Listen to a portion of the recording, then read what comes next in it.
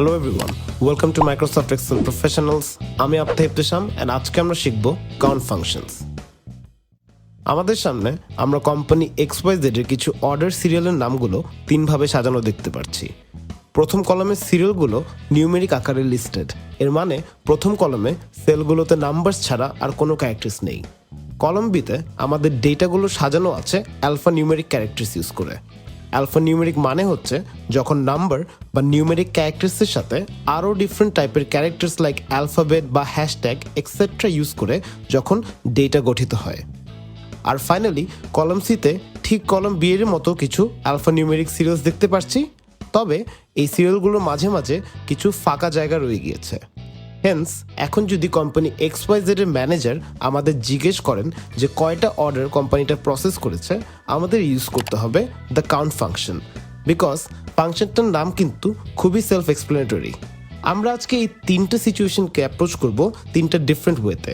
For example, প্রথম কলামের অর্ডারগুলো যেহেতু নিউমেরিক বা শুধু নাম্বারস দিয়ে গঠিত, আমরা এখানে ব্যবহার করব জাস্ট দ্য কাউন্ট ফাংশন।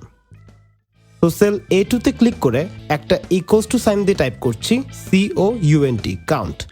এবার আমাদের অর্ডারগুলোর রেঞ্জ নির্ধারণ করব এই সেল A8টা ক্লিক করে এবং কন্ট্রোল শিফট ও ডাউন অ্যারো কি একসাথে প্রেস করে অটোমেটিকলি নিচের সবগুলো সেল আমরা সিলেক্ট করে নিচ্ছি।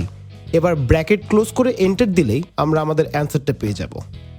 কোম্পানি XYZ কলাম এর আন্ডারে প্রসেস করেছে 500টা অর্ডারস।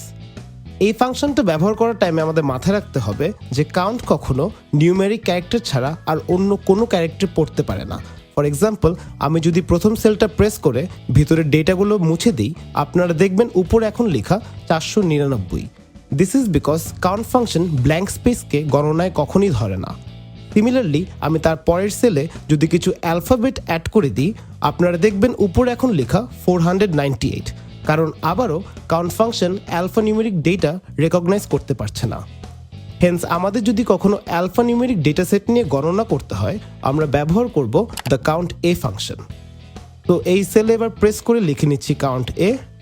আগের মতো আবারও রেঞ্জটা নির্ধারিত করে এন্টার প্রেস করলেই আমরা পেয়ে যাচ্ছি আমাদের অ্যান্সার।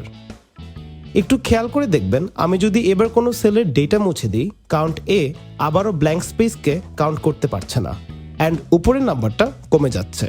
তবে এবার আমি যদি কোনো ডেটা ম্যানিপুলেট করে ডিফারেন্ট ক্যারেক্টার্স অ্যাড করে দিই, আর কিন্তু কোনো চেঞ্জ আসছে না, কারণ কাউন্ট এ বাকি সব ক্যারেক্টার্সকেই চিহ্নিত করতে পারে। ফাইনালি লাস্ট কলমে আছে অনেকগুলো মিসিং অর্ডারস। তো আপনারা যদি এবার জানতে চান কয়টা অর্ডার মিসিং বা কয়টা সেল আসলে খালি আছে, ইন দ্যাট কেস আমরা ইউজ করব the count blank function. Cell C2 select করে লিখে নিচ্ছি একটা ইকুয়ালস টু সাইন, এবার টাইপ করছি কাউন্ট ব্ল্যাঙ্ক এবং ম্যানুয়ালি টাইপ করে সেল রেঞ্জটা নির্ধারণ করছি। ফর এক্সাম্পল এখানে লিখব C8:C507। এবার ব্র্যাকেট ক্লোজ করে এন্টার দিলে দেখতে পাচ্ছি যে 169টা অর্ডার আসলে মিসিং, অথবা 169টা সেল আসলে ব্ল্যাঙ্ক আছে। তো this is all for this video. Next ভিডিওতে আমরা শিখব কিভাবে একটা ইজি ফাংশনের সাহায্যে বড় বড় প্রতিষ্ঠান ডেটা র্যাঙ্কিং এর মতো একটা ইম্পর্টেন্ট কাজ করে। So thank you for tuning in and I wish you all the best in your journey to becoming an Excel expert. Have a nice day.